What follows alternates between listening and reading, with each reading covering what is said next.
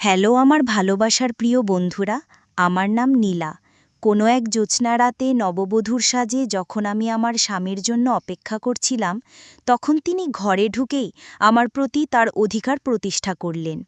এরপর কিছু বুঝে ওঠার আগেই তিনি আমার হাত ধরে সজোরে টেনে নিয়ে আমাকে বাথরুমের ভেতরে ঢুকিয়ে দিলেন এবং বাইরে থেকে দরজাটা আটকে দিলেন।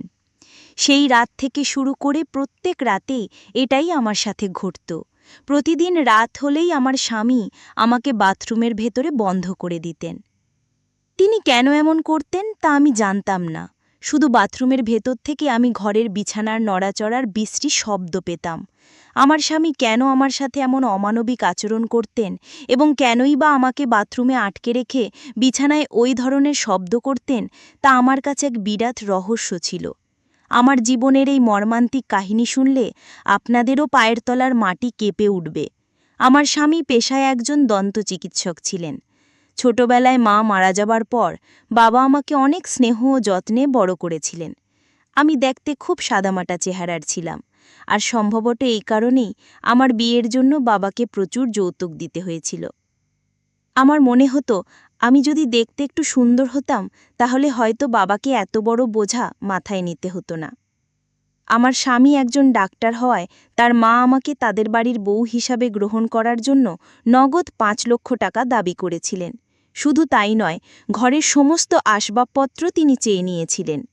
যেদিন আমার শাশুড়ি ও আমার স্বামী আমাকে দেখতে এসেছিলেন, সেদিন আমার শাশুড়ি আমার বাবার কাছে পরিষ্কারভাবে সব দাবি খুলে বলেছিলেন যে নগদ ৫ লক্ষ টাকা, ১০ ভরি সোনার গয়না এবং বাড়ির সমস্ত আসবাবপত্র দিতে হবে। আমার বাবা একজন ডাক্তার জামাই পেয়ে আমার সুখের কথা ভেবে সেই বিপুল পরিমাণ যৌতুক দিতে রাজি হয়ে গিয়েছিলেন। বাবা ভেবেছিলেন এত কিছু দিয়ে বিয়ে দিলে আমি হয়তো শ্বশুরবাড়িতে সুখে শান্তিতে থাকতে পারব। বিয়ের পর যখন শ্বশুরবাড়িতে এলাম, তখন আমার শাশুড়ি আমাকে খুব আদর যত্ন করলেন এবং অনেক ভালোবাসা দেখালেন।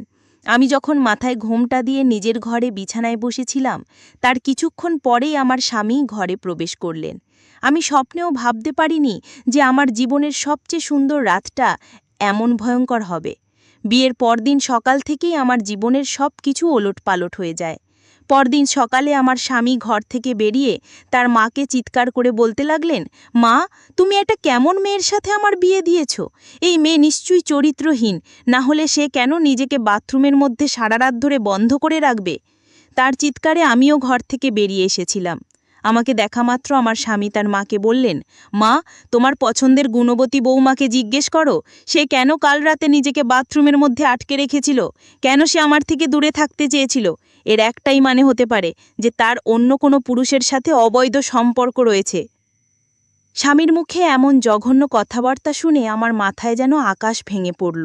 এরপর আমার শাশুড়ি তার ছেলের সব কথা শোনার পর রাগে চিৎকার করে আঙুল দেখিয়ে বললেন, থাম, অনেক হয়েছে তোর আবোল তাবোল কথা।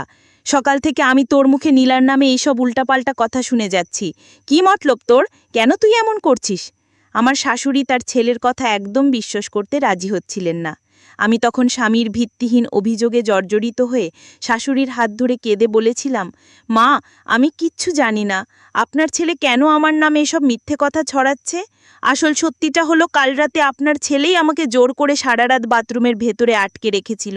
আমি অনেক কান্নাকাটি করার পরেও সে আমাকে বের করেনি। আমার মুখ থেকে সবকিছু শোনার পর আমার শাশুড়ি তার ছেলেকে কঠোরভাবে হুঁশিয়ারি দিয়ে বললেন সে যেন ভবিষ্যতে আমার সাথে আর কোনোদিন এমন খারাপ ব্যবহার না করে। কিন্তু আমার স্বামী তখন কান্নার অভিনয় করে তার মাকে বললেন, মা, এই মেয়েটা সবে একদিন হলো এই বাড়িতে এসেছে, আর তুমি নিজের ছেলের কথা কি অবিশ্বাস করেই অচেনা মেয়েটার কথা বিশ্বাস করছো? তুমিও কিন্তু একদিনের জন্য খুব পস্তাবে, মা। সে তার মাকেও কটু কথা বলতে ছাড়ল না এবং রাগ দেখিয়ে বাড়ি থেকে বেরিয়ে গেল। আমি তখন শুধু অঝরে কাঁদছিলাম, কারণ বিয়ের পরদিনই যদি স্বামীর কাছ থেকে চরিত্রহীন অপবাদ শুনতে হয়, তাহলে একজন মেয়ের জন্য এর চেয়ে বড় যন্ত্রণা আর কিছুই হতে পারে না। পরদিন সকালেও আমার স্বামী তার মাকে ডেকে এনে একই রকম ঝামেলা শুরু করলেন। তিনি বলতে লাগলেন, মা, তুমি এই কলঙ্কিনী মেয়ের সাথে আমার বিয়া দিয়ে আমার পুরো জীবনটাই নষ্ট করে দিয়েছ। এই মেয়ে তো আমাকে তার ধারে কাছেও আসতে দেয় না। এর মানে হলো এই মেয়ের নিশ্চয়ই কোনো প্রেমিক আছে। তুমিই বলো এমন মেয়ের সাথে আমি বাকি জীবনটা কি করে কাটাবো? আমি তখন শাশুড়ির সামনে সত্যিটা বলতে বাধ্য হলাম। আমি শাশুড়িকে জানালাম কিভাবে তার ছেলে আমার সাথে নিজের প্রয়োজন মেটানোর পর আমাকে বাথরুমের ভেতরে বন্ধ করে দিয়েছিল। আমার স্বামী তখন তার মাকে বললেন, মা দেখতে পাচ্ছ ও কত বড় মিথ্যেবাদী। আমি যদি ওকে ভালোবাসতাম বা আদর করতাম তাহলে ওকে কেন বাথরুমের ভেতরে আটকে রাখবো? আমি তোর কাছে যেতে চাই, কিন্তু ওই তো নিজে থেকে আমার কাছে আসার আগেই বাথরুমের ভেতরে ঢুকে বসে থাকে। এখন তুমিই ভেবে দেখো যে মিথ্যে কথাটা কে বলছে। আমার শাশুড়ি সবকিছু শোনার পর রাগে তার ছেলের গালে সজোরে এক থাপ্পড় মেরে বললেন, তুই বৌমার সাথে এত ঝামেলা করছিস কেন? তোর সমস্যাটা কি? তুই তো নিজে পছন্দ করেই ওকে বিয়ে করেছিস। আমার স্বামী তখন তার মাকে বললেন, আমি এই মেয়েকে পছন্দ করে বিয়ে করিনি, শুধু তোমার কথাই বিয়ে করেছি, কারণ এই মেয়েটাকে তোমার খুব পছন্দ ছিল। যাই হোক, আমি এই চরিত্রহীন আর কলঙ্কিনী মেয়ের সাথে সংসার করতে পারবো না। ওকে প্রমাণ দিতে হবে যে ও চরিত্রহীন নয় এবং ও একজন কুমারী মেয়ে। যেদিন ও আমাকে প্রমাণ দিতে পারবে সেদিন থেকেই আমি ওকে নিজের স্ত্রী বলে মেনে নেব। এই বলে আমার স্বামী বাড়ি থেকে বেরিয়ে গেলেন। আমি তখন নিজের ঘরে এসে বাবাকে ফোন করে জানালাম যে আমার শ্বশুরবাড়িতে কোনো কিছুই ঠিক নেই এবং আমার স্বামী আমাকে সন্দেহ করছেন। আমার ওপর এত বেশি অত্যাচার করা হচ্ছিল যে ওই কথাগুলো বাবাকে না জানালে আমার আর কোনো উপায় ছিল না। আমার সব কথা শোনার পরে বাবা বললেন, ওদেরকে 5 লক্ষ টাকা দেওয়া বাকি আছে, সেই জন্যই হয়তো তারা এসব ঝামেলা করছে। বাবা কথা দিলেন যে তিনি খুব তাড়াতাড়ি টাকাটা আমার শাশুড়ি মায়ের হাতে দিয়ে দেবেন। আমি যখন নিজের মন খারাপ করে বাবার সঙ্গে ফোনে কথা বলছিলাম, তখন পেছন দিক থেকে হঠাৎ করে আমার শাশুড়ি আমার হাত থেকে ফোনটা নিয়ে আমার বাবাকে বলেন, বেয়াই মশাই, আপনি একদম চিন্তা করবেন না, আমি আছি আপনার মেয়ের সঙ্গে। আমি তোর মায়ের মতোই, এখন নীলা আমার বাড়ির বৌমা, তাই আপনি একদম চিন্তা করবেন না, আমি সব কিছু ঠিক করে দেব। তারপর আমার শাশুড়ি আমাকে বোঝালেন যে প্রত্যেকটা ব্যাপারে বাবাকে ফোন করলে তার চিন্তা বাড়বে। তিনি আমাকে আশ্বাস দিলেন যে তিনি তার ছেলেকে সঠিক পথে নিয়ে আসবেন। কিন্তু বিয়ের 2 দিন পর আমার সাথে যা হয়েছিল সেটা শুনলে আপনাদেরও চোখ দিয়ে জল পড়বে। সেদিন বিকেলে যখন আমি একাই সোফায় বসে চা খাচ্ছিলাম, তখন আমার স্বামী এসে আমাকে বললেন, নীলা, আমার জন্য 1 গ্লাস ঠান্ডা জল নিয়ে এসো। আর মা কোথায় আছে? আমি তখন বরকে বললাম যে মা তো রান্নাঘরে কিছু রান্না করছেন।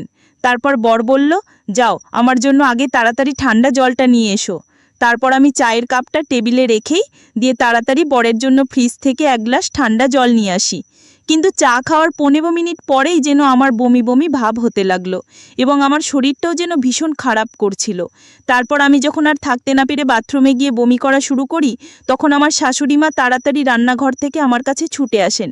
ঠিক তখনই আমার স্বামী ওখানে দাঁড়িয়ে তার মাকে বলতে শুরু করলেন যে, মা, আমি তোমাকে কি বলেছিলাম? এই মেয়েটা কলঙ্কিনী, এই মেয়ে নিশ্চয়ই গর্ভবতী আছে এবং তার পেটে নিশ্চয়ই তার প্রেমিকেরই বাচ্চা আছে, না হলে সেইভাবে হঠাৎ করে কেন বমি করবে?